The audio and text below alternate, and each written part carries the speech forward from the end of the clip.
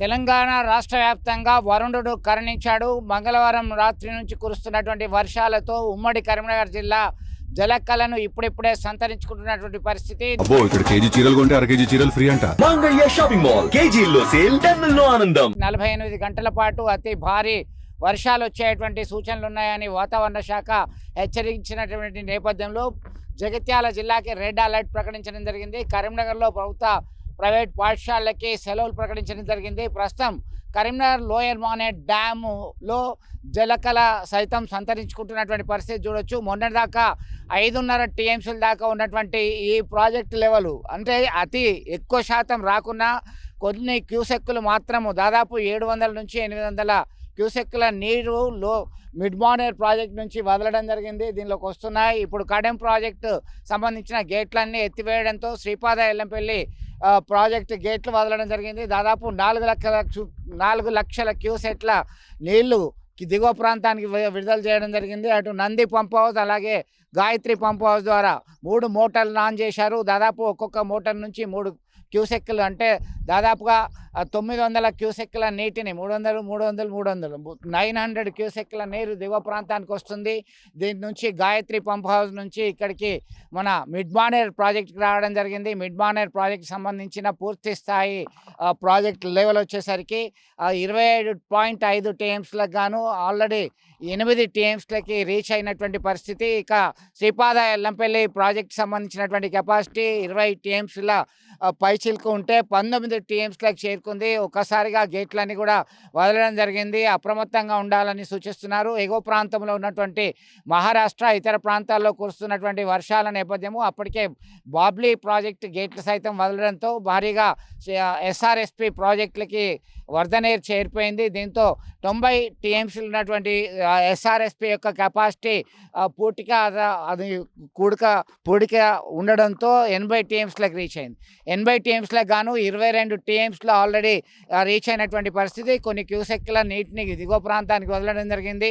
రాజన్న సిరిసిల్ల జిల్లాలో upper Maner dam, mid Maner డ్యామ్లు ఉన్నాయి. ఇటు అన్నపూర్ణ రిజర్వాయర్ ఇతర ప్రాంతాల నుంచి సైతం దిగువ ప్రాంతానికి నీటిని విడుదల చేయడం జరిగింది. ఖచ్చితంగా అధికారులందరూ అందుబాటులో ఉండాలి అని జిల్లా కలెక్టర్లు సూచించడం జరిగింది. ఆదేశాలు జారీ చేయడం జరిగింది. పోలీసు ఉన్నతాధికారులు సైతం హెచ్చరికలు జారీ చేశారు. పలు ప్రాంతాల్లో పర్యటించారు. మరి మీరు అవసరమైతేనే బయటకు వెళ్ళాలని చెప్పడం జరిగింది. ఉదయం నుంచి కాస్త కరీంనగర్ ప్రాంతంలో అయితే గెరువు వచ్చేసింది.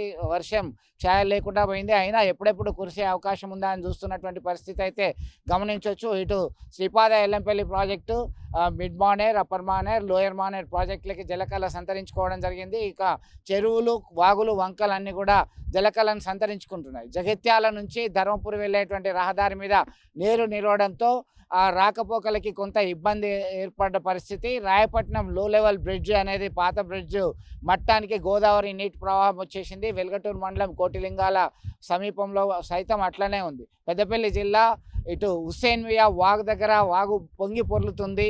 అలాగే పలు ప్రాంతాల్లో వర్షాల ప్రభావంతో ఇటు ప్రత్యేకంగా సింగరేణి వ్యాప్తంగా ఇటు సింగరేణి ఉత్పత్తికి 2 రోజుల పాటు అంతరాయం వచ్చింది అని చెప్పుకోవచ్చు. మొత్తం మీద జలకళను సంతరించడంతో రైతన్నలు హర్షం వ్యక్తం చేస్తున్నారు. నిన్న మొన్నటి దాకా నాట్లు వేయకుండా ఆకాశం వైపు ఆశగా ఎదురు చూస్తున్నటువంటి రైతన్నలు ఒకవైపుగా తమ యొక్క విధానాన్ని మార్చుకునేటువంటి అవకాశం ఉంది. మళ్ళీ వరి నాట్లు వేయడానికి సిద్ధంగా ఉన్నటువంటి పరిస్థితి. ఎందుకంటే ఉమ్మడి కరీంనగర్ జిల్లా వ్యాప్తంగా 12,60,000 పైచీలకు ఎకరాల్లో వరి నాట్లు వేస్తారు. కేవలం ఇప్పటి వరకు 3,36,000 ఎకరాల్లో మాత్రమే వరి నాట్లు వేశారు. దీంతో మరికొంత వరి సాగు చేసేటువంటి అవకాశం ఉంది. ఇప్పటికే రాష్ట్ర ముఖ్యమంత్రి రేవంత్ రెడ్డి, ఇతర అధికారులు, ప్రజాప్రతినిధులంతా కూడా ఆరుతడి పంటలు వేయాలి, కూరగాయల సాగు చేయాలి, ప్రత్యామ్నాయ పంటల వైపుకు మనం మొగ్గు చూపాల్సినటువంటి అవసరం ఉంది అని సూచిస్తున్నటువంటి తరుణంలో ఒక్కసారిగా వరుణుడు కరుణించాడు అని, మా పూజలు ఫలించాయని చెప్పేసి కొన్ని ప్రాంతాల్లో, గ్రామాల్లో మళ్ళీ సంబరాలు జరుపుకుంటున్నటువంటి పరిస్థితి మనం గమనించవచ్చు. మొత్తం మీద ఇది ఇట్లనే కొనసాగితే మళ్ళీ పూర్వ దశ సంతరించుకుంటుంది. ఈ దఫా ఎలినినో ప్రభావం నుంచి కాసింత బయటపడేటువంటి అవకాశం ఉంది. ఈ ప్రమాదం నుంచి మనం తప్పించుకునే అవకాశం ఉంది అని ఆశగా ఆలోచిస్తున్నటువంటి రైతన్న ఆశలు నెరవేరాలని మనము కోరుకుందాం. ఇప్పటికే పలు ప్రాంతాల్లో కరీంనగర్లోని పలు ప్రాంతాల్లో చెట్లు విరిగిపడ్డాయి. అలాగే జగిత్యాలలో సైతం కల్వర్టుల దగ్గర భారీగా నీరు చేరింది. కరీంనగర్ పరిసర ప్రాంతాల్లో సైతం అధికారులు వాటిని మరమ్మతు చేస్తున్నారు. కరీంనగర్ రైల్వే ఓవర్ బ్రిడ్జ్ దగ్గర ఒక వృద్ధురాలు డ్రైనేజ్లో నాలాలో పడిపోయింది. అది వెంటనే గమనించినటువంటి స్థానికులు వారిని కాపాడడం జరిగింది. ఇక కరీంనగర్ జిల్లా గంగాధర మండలం నారాయణపూర్ రిజర్వాయర్ వల్ల మన ఇల్లు దెబ్బతింటున్నాయని గత కొంతకాలం నుంచి ఆందోళన చేస్తున్నారు. 6 నివాస గృహాలు కూలిపోయినటువంటి పరిస్థితి అయితే కాస్త విషాదాన్ని నింపింది. ఇక్కడ దీనికి ఇది మమ్మల్ని ముంపు గ్రామంగా ప్రకటించాలని ఆ గ్రామస్తులు కోరుతున్నటువంటి పరిస్థితి అయితే గమనించవచ్చు. మొత్తం మీద హై అలర్ట్ అయితే ప్రకటించడం జరిగింది. ఇప్పటికీ ఇది తాజా అప్డేట్. వీడియో జర్నలిస్ట్ సుమంత్తో కలిసి చంద్రశేఖర్, RTV, కరీంనగర్ నుండి.